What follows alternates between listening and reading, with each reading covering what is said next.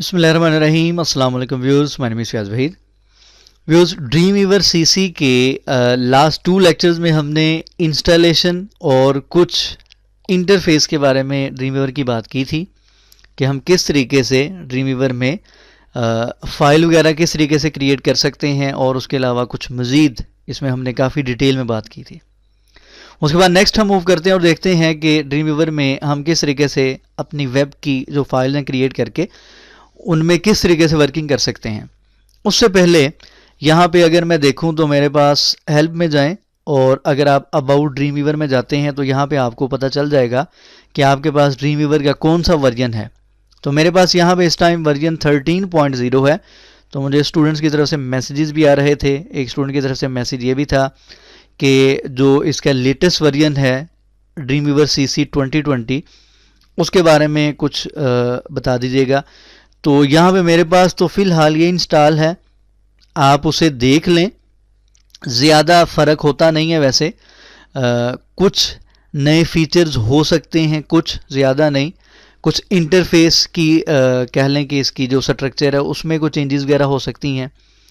तो बाकी जो वर्किंग होती है नॉर्मली सेम होती है, कोई इसकी वर्किंग में कोई फ़र्क नहीं होता। आप उसको देख लें और जहाँ से ना पता चले आप वैसे मुझसे पूछ सकते हैं, क्योंकि मेरे पास फ़िलहाल ये इंस्टॉल है। तो वो वाला फ़िलहाल तो मैंने वर्जन इंस्टॉल नहीं किया हुआ। तो अगर आपको कोई भी कन्फ्यूजन हुई तो आप वैसे मुझसे फेसबुक का पेज है, वहाँ पे आप क्वेश्चन वगैरह मुझसे कर सकते हैं। बहरहाल हम नेक्स्ट इसको देखते हैं कि हम ड्रीमवीवर में किस तरीके से वर्किंग करते हैं। तो आज के लेक्चर में हम डिस्कस करेंगे, आपके सामने ये एक मेन्यू बार यहाँ पे नज़र आ रही है, ठीक है। उसमें डिफरेंट ऑप्शंस हैं, फाइल है, एडिट है, view, insert, modify, format etcetera.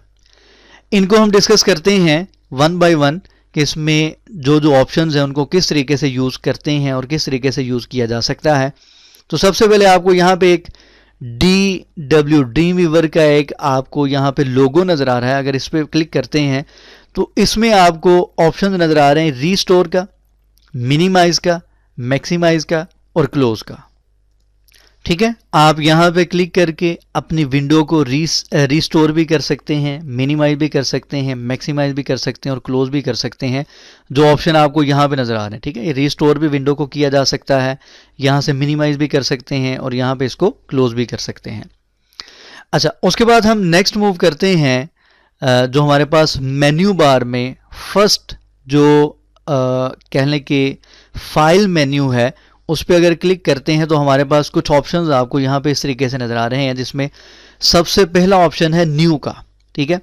अच्छा, साथ साथ आपने इनकी शॉर्ट कीज़ भी देखते जाना है और आपकी प्रैक्टिस ये होनी चाहिए कि आप शॉर्ट कीज़ का इस्तेमाल ज़्यादा करें, ताकि आपको आइडिया होना चाहिए कि कौन सी शॉर्ट की है जिसको हम यूज़ करते हुए न्यू फाइल ओपन कर सकते हैं, या न्यू फाइल क्रिएट कर सकते हैं, कोई फाइल ओपन कर सकते हैं या सेव कर सकते हैं, या जो भी है।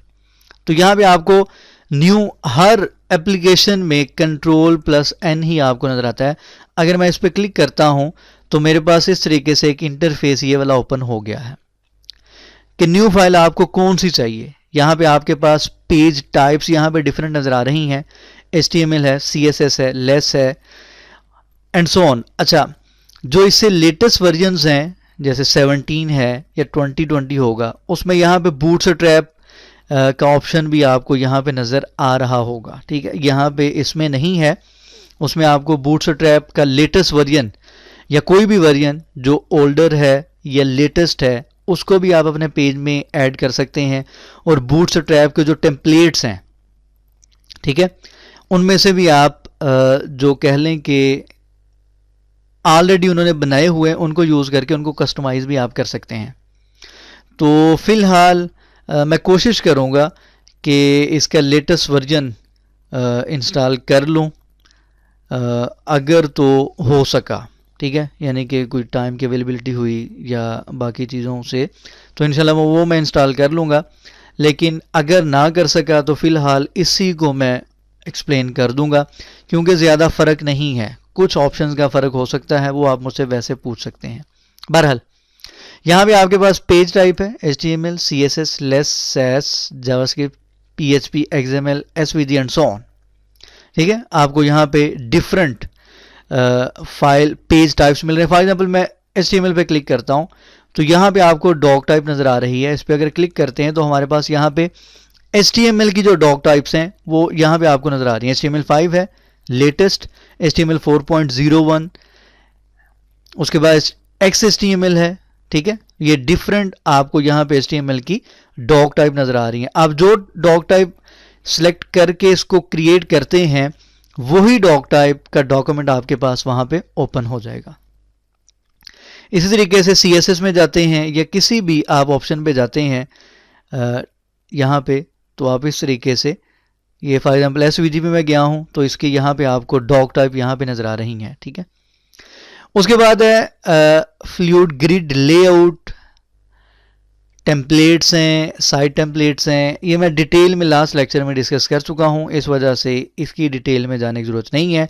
फिलहाल मैं क्रिएट पे अगर क्लिक करता हूँ तो हमारे पास यहाँ पे डॉक टाइप, यहाँ पे HTML5 डॉक टाइप का एक पेज यहाँ पे क्रिएट हो चुका है, ठीक है। इस तरीके से नेक्स्ट चलते हैं ओपन की तरफ। Ctrl+O, अगर आप इस पर क्लिक करते हैं तो आप अपने कंप्यूटर सिस्टम में चले जाएंगे।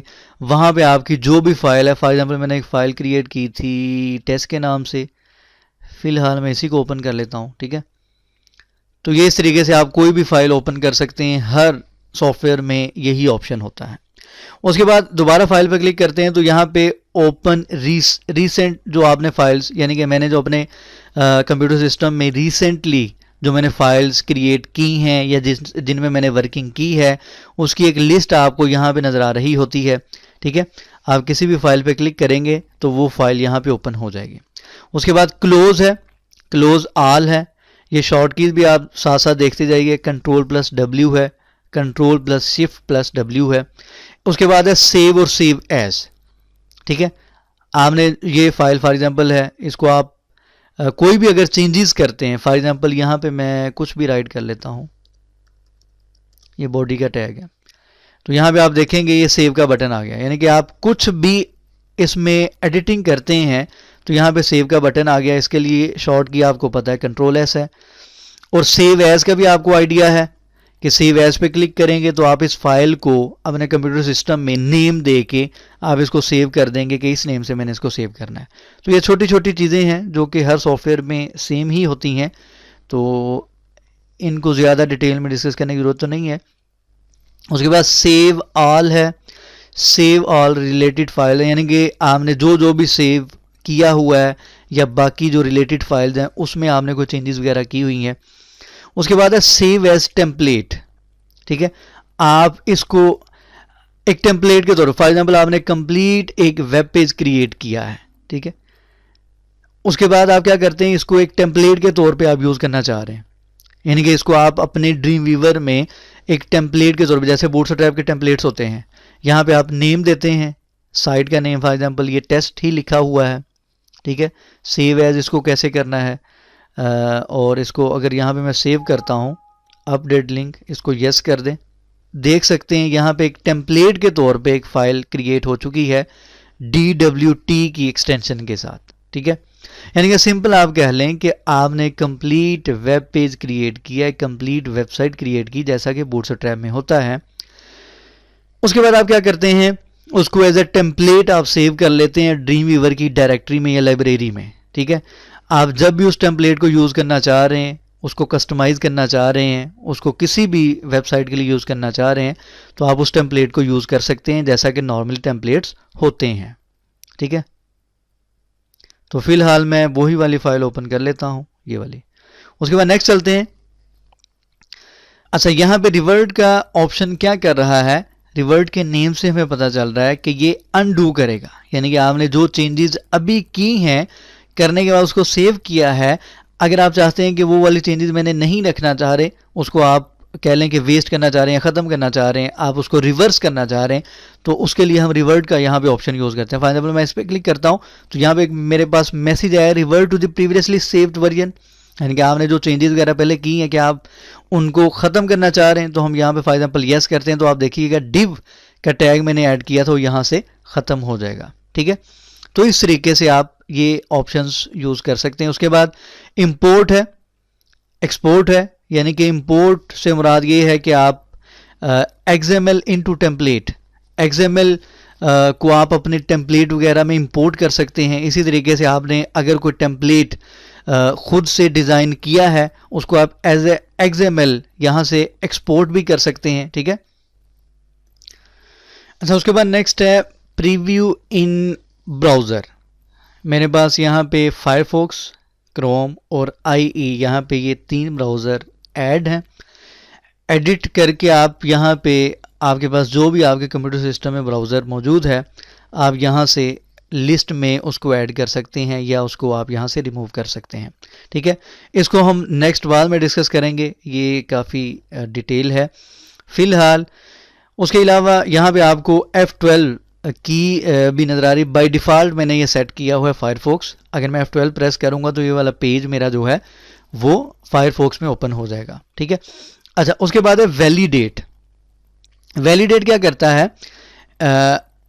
बेसिकली आपने जब अपना कंप्लीट डॉक्यूमेंट क्रिएट कर लिया है तो यहाँ पे आपको नजर आ रहा है वैलिडेट करंट डॉक्यूमेंट W3C, यानी कि आपके डॉक्यूमेंट को W3C के जो रूल्स और रेगुलेशंस हैं उसके अकॉर्डिंग आपका जो वेब पेज है वो वैलिडेट किया जाता है, ठीक है। इस ऑप्शन से आपका पेज जो है वो वैलिडेट होता है। उसके बाद नेक्स्ट है डिज़ाइन नोट्स।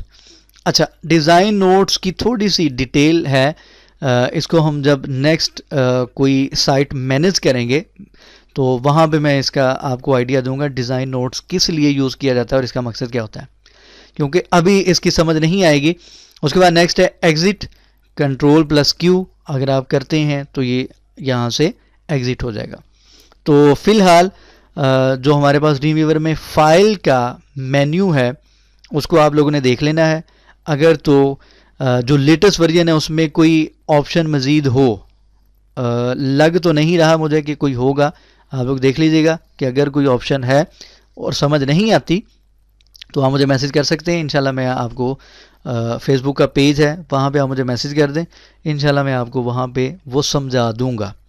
कोशिश करूँगा लेटेस्ट वर्जन इसका इंस्टॉल कर लूँ, अगर ना कर सका तो इसी को मैं कंटिन्यू करूँगा। बहरहाल इजाज़त दें, इंशाल्लाह नेक्स्ट लेक्चर में मिलेंगे। दुआ में याद रखा करें और चैनल जिन्होंने अभी तक सब्सक्राइब नहीं किया सब्सक्राइब करें। अल्लाह हाफ़िज़ नासिर।